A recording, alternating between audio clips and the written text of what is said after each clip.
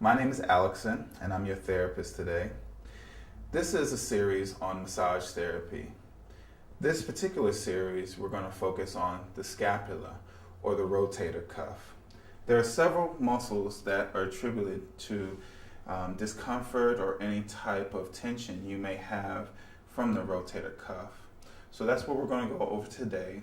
We're going to explain the muscles, we're going to explain how we're going to relieve the tension, and also we're going to show you different stretches that you can do to maintain and have, mobility in your rotator cuff.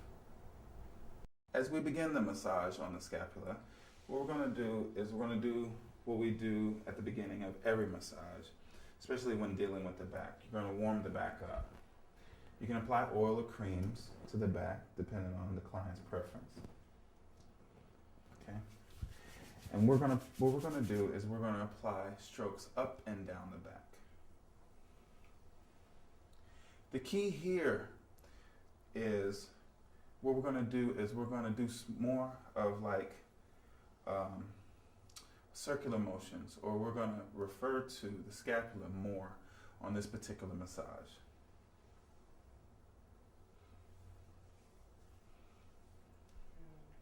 So after you do circular motions around and on top of the scapula, I want to explain to you all about the muscles that kind of keep the scapula down so that you understand kind of where we're going next. The scapula is also considered the sit muscle, which is your rotator cuff, okay? Because these muscles make your scapula sit down, okay, pretty much onto your body, okay? So these muscles are your serratus anterior, your infraspinatus, and your teres minor. Those are your sit muscles. And they are superior, okay, inferior, bottom, and your teres minor on the side. And it kind of comes in this way. And they keep everything down. What we're going to focus on is the supraspinatus, okay? That is the very top part of the scapula, okay? And what we're going to do is we're going to kind of push away from the spine. This is a real deep technique, okay? So you got to go as deep as you can to where the client's comfortable, okay? And you're going to push away. You're going to push the scapula down, okay? And you can go all the way to the AC joint, which is the joint it's like a pointy protrusion, like right where the arm and the shoulders meet, okay? It's called your AC joint. So we're going to push away from the base of the neck down to the AC joint, okay? Push down and then back.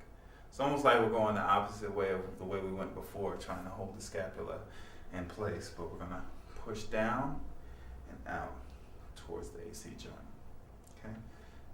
This is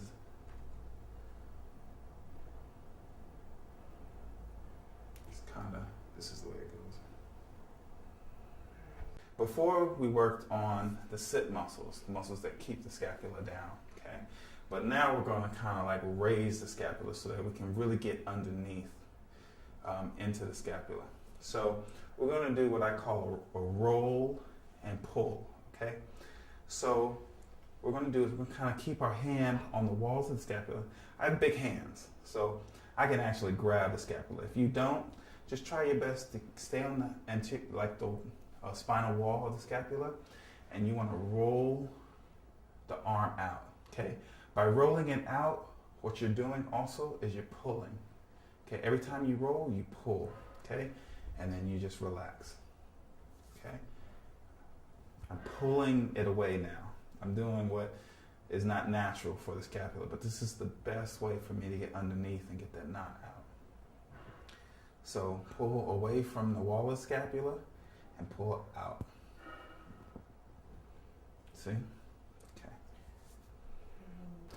So what we did pretty much is we worked on the rotator cuff of the scapula, which is the scapula. We worked on the supraspinatus, infraspinatus, teres minor, trapezius, okay? We rolled the shoulder out, then we raised the scapula, worked underneath the scapula. Now, what's really good is just pressure points around the scapula, okay? Always pushing away, but just press along the scapula, okay? That works very well too, especially when a person's really tense or really knotted up. Just apply pressure, and it's gonna sound like just breaking boulders, okay? Because what you did is you relaxed the person so much, and you opened them up so much that when you apply the pressure, whatever knots or whatever tension they have, it has to move, okay? A lot of times it won't, but for the most part, that's kind of like the cleanup process when it comes to all that lactic acid build up and everything you have in your shoulders. Before, what we were doing is we were working on a trapezius, okay? That goes along from the lumbar to the kind of like interior walls or spinal walls of the scapula, okay? So what we're gonna do now is we're gonna kind of like separate kind of the trapezius muscles away from the scapula. And what you do is you kind of take your thumbs and you just push away. You just kind of push away with your thumbs, push the scapula away, okay? We're not really trying to separate them, but we're just trying to kind of alleviate some of that pressure. Sometimes you may even feel knots in there, and it kind of throws your thumbs off, but just kind of keep enough pressure to where you're continuing to push the scapula away. Just push it away, okay? Okay, points of reference. Remember, infraspinatus is the bottom point of your scapula. That's around the T8, which is your thoratus 8 vertebra, and then your thoratus 2 vertebra. So you kind of push it away, okay? Previously, we just did some kind of like pushing away from the pushing away the scapula from the spinal wall area. Now what we're going to do is we're going to actually go from where I told you that the trapezius begins, which is in the lumbar, and we're going to like kind of hold down the top part of the scapula, and we're going to go into the wall again and push away, okay? This is just another way of pushing away on the scapula, pushing it away from the spinal wall, okay? Just hold the top part so it doesn't shift forward, hold it down, and push forward, and then allow it to go forward, okay? Push down, and then allow it to go forward. Down, and then push forward. Down, and push forward. Today we worked on the scapula, okay? The next part or session we're going to work on is the neck. So now, once you've connected with the client, the best thing to do is to apply effleurage to the neck. Remember, effleurage is a nice sliding, gliding motion. Usually done when you're trying to apply maybe creams or oils to the body, okay? So you do it from the shoulders, same thing, trapezius, you lift up and then out, okay? Same way you begin, it's the same way you apply your creams or oils or lotions. Because once again, effleurage is also used to connect with the client. So nice gliding motions.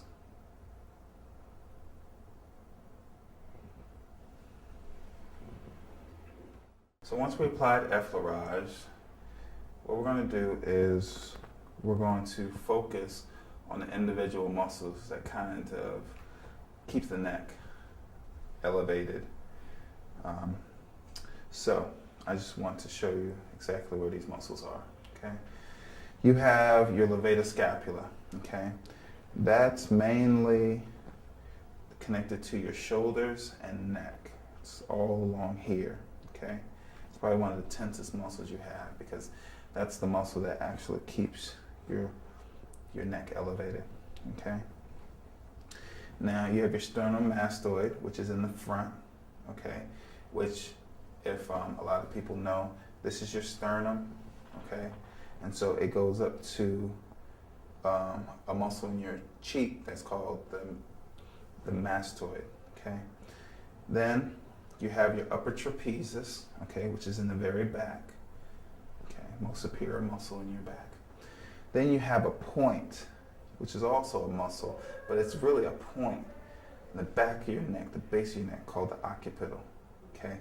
It's the very base of the neck where the spine and the skull kind of meet, where the spine goes into the skull, okay? And then you have what I call a spleen. Now, I'm gonna talk about that one and your levator scapula together, but it's right, like maybe underneath the levator scapula, right there. Most headaches are formed because of this muscle right here. It's so tight, okay, that the best thing to do is kind of just lift the levator scapula up and go into the neck. So those are the main muscles of the neck. This is number 2 stretch.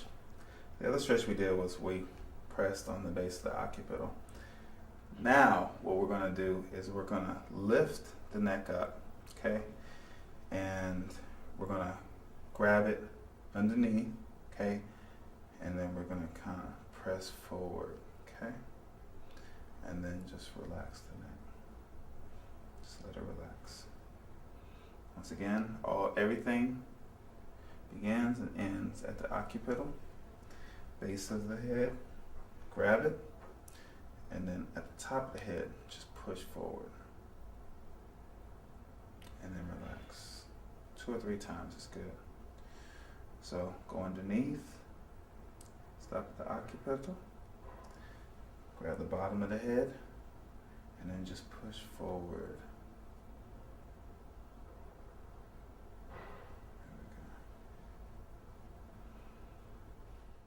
After we stretch the neck out from the occipital down to the trapezius, what we're going to do is we're going to actually press on the pressure points, okay?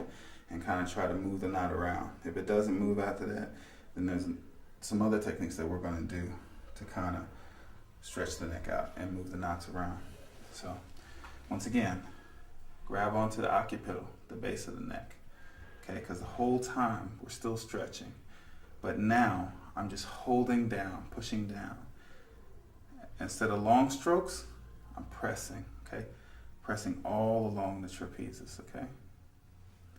And just kind of moving out towards the AC joint, okay? It's this little bone right here. So grab onto the occipital, okay? Press, release, press, release, press, release, press, release, all the time grabbing and pulling. Press, release, all the way out, okay? Now, once again, you can go as far as the scalene, but don't go any further because you're gonna start messing with the air passageways and we don't wanna do that. We wanna keep it in the muscles, okay? In the muscles that totally affect any type of tension that she may have in her neck. Just press, release, press, release, press, release. So now that we've stretched and we kind of applied pressure to her neck, we're going to do what they call needling, okay? And all it is it's best done with the knuckles. And it's like a repetitive movement, like up and down a certain area, and it's just back and forth. It's just rotation of your knuckles, one over the other. And if the client can take it, you can just go deep if you want to. You can go real deep and apply pressure with every movement. Apply more and more pressure until you get to the base of the neck. You don't want to apply too much pressure here. But once again, it's just rotation of the knuckles, just like this. Like you holding, like, I guess, you know, those Chinese balls or whatever. You rotate them just like that. That's kind of what you're doing.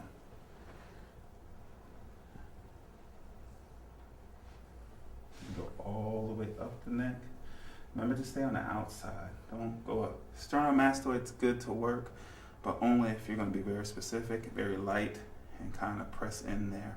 You don't want to apply too much pressure to the whole area. You kind of want to, but let's go back to needling. You just want to one over the other, one over the other. Press. Good thing to press out always. Find a place for that knot to go. Today's focus is on the calf.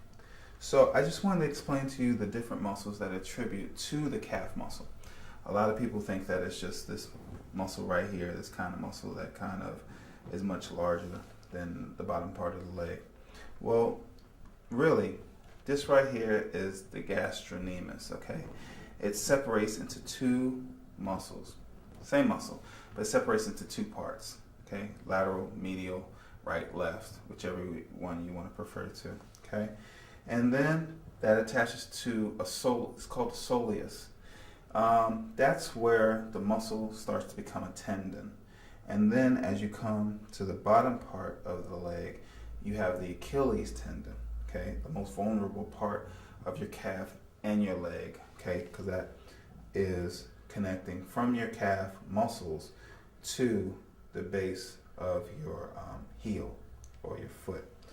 So we're going to focus basically on those three muscles and tendons today. And then, if you can see, this muscle along here, okay, we call your shin, okay? We can definitely go into more detail later about that. But this right here is going to be the last thing we're going to focus on because it's the antagonist muscle to the calf. And probably what causes most calf problems is a very tense shin, okay? This technique is kind of a combination between stroking and friction, okay? So the best way is to actually lift the leg up on this one, okay? Because you don't want to press down too much, but you really want to get in there, okay? You really want to create that friction and stroking, stroke. The pressure and the movement is a stroke. The actual repetitive movement is the friction, okay? So you want to kind of return to Venus. You want to go up. You want to go up towards the body. Go up back towards the heart. This right here is going to create so much blood flow, the person's feet are going to be tingling, okay? And that's what you want. So pressure and stroke, okay? This is going to create a lot of heat also. So you don't want to do this too much, okay? This is not warming up. This is really getting in there, okay? So apply that pressure in continuous motion. Well, that kind of concludes some of the techniques that I would suggest that you do for first warming up, which we started with, and second of all, the technique as far as relieving any type of tension in the calf muscle. So what we're going to do now is we're going to do some stretches for the calves, okay? So one good stretch is lifting the leg up and applying pressure to the tarsals, feet, toes, okay? Base of the foot, okay? And just relax. Believe it or not, I mean, it works a lot on the shin, but it also works on the Achilles. If you pull on the Achilles, you pull on the soleus, and then you're pulling the gastrocnemius. So that's what we're trying to get, is this pull right here. And just relax. Lift it up. Okay, then pull again. 2 or 3 times is good. Then relax. Circular motions. And then just last time, feel a nice tightness right there. So we've stretched the Achilles, soleus, gastrocnemius. We've done our particular techniques to help relieve it, help relax it. We did our warming up so that we didn't kind of go into the massage cold. So now what we're going to do is we're going to kind of wake the muscle up, or kind of take the person away from being sedated to realizing they do have a leg left. So you just want to kind of tap the muscle. You can either open your hand up, doesn't matter. You can beat it, okay? You can do cupping. Just real light, let your wrist go. See how it's just a relaxing movement, let your wrist go. Or you can, what I call cupping. You just cup it.